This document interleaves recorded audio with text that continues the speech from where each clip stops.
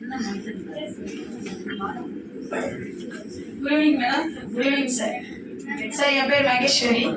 நான் துப்புரவு பணியாளர் வேலையை தான் செய்துருக்கேன்.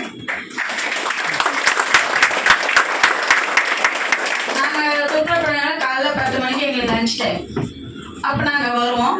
எனக்கு கோமதி அக்கா தான் இருந்தாங்க, இந்த மாதிரி ஒரு மீட்டிங் எப்படி நீங்கள் வந்து அட்டன் பண்ண முடியும் அக்கா, நீங்கள் என்ன விஷயம்னு சொல்லுங்கள் எனக்கு, அப்போதான் நாங்கள் இது பண்ண முடியாது. இல்லை, நான் வர சொல்கிறேன், நீ பேசி எனக்கு பேச தெரியல அப்படின்னு. சரிங்கக்கா, நீங்கள் அதில் சொல்லுங்க அப்படின்னு. அப்போதான் 2 மணிக்கு நாங்கள் அட்டனன்ஸை முடிச்சுட்டு போகிறோம். கொலக்காரன்ற ஏரியாவில் வந்து வச்சாங்க. அப்போ வந்து நாங்கள் வந்து இவங்க சொன்னாங்க, இப்போ வருவாங்க சார், வருவாங்க மேடம் வருவாங்க அப்படின்னு சொன்னாங்க. ஃபஸ்ட்டு வந்தவங்க ஐயப்பன் சார்,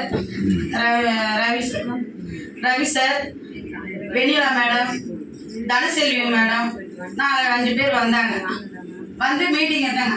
அப்போ எனக்கு ஒன்றும் இது பண்ணல. ஆனால் அன்னைக்கு நைட்டே நான் ஒரு ஐடி போட்டேன். எப்படி ஒரு நம்பிக்கையில் நான் போட்டேன்றது எனக்கு தெரியல. ஆனால் நான் அன்னைக்கே நான் போட்டுட்டேன். ஒரு செகண்ட் கூட நான் யோசிக்கல. கோமதி அக்காக்க நான் சொல்லலை முதல்ல அவங்கக்கிட்ட. மறுநாள் காலையில் நான் போய் அட்டனன்ஸ் எடுத்து கோமதி அக்காட்ட சொன்னேன், அக்கா நான் ஒரு ஐடி போட்டேன்க்கா. அவங்க சொன்னாங்க, நம்ம கூட்டு சேர்ந்து நம்ம அடிப்போம் அப்படின்னு அவங்க ஒரு வார்த்தை சொன்னது தான். அவங்க துணையும், ஐயப்பன் சார் துணையும், ரவி சார் துணையும், அவங்க பேர் வெண்ணிலா மேடமும் இதெல்லாம், இவங்க இல்லாமல் எங்களால் ஒன்றும் பண்ண முடியல. அவங்க அந்த ஒரு செகண்ட் கூட முடிங்க முடிங்க முடிங்கன்னாங்க தான். ஒரு நாள் நான் கொஞ்ச நேரம் யோசித்தேன்.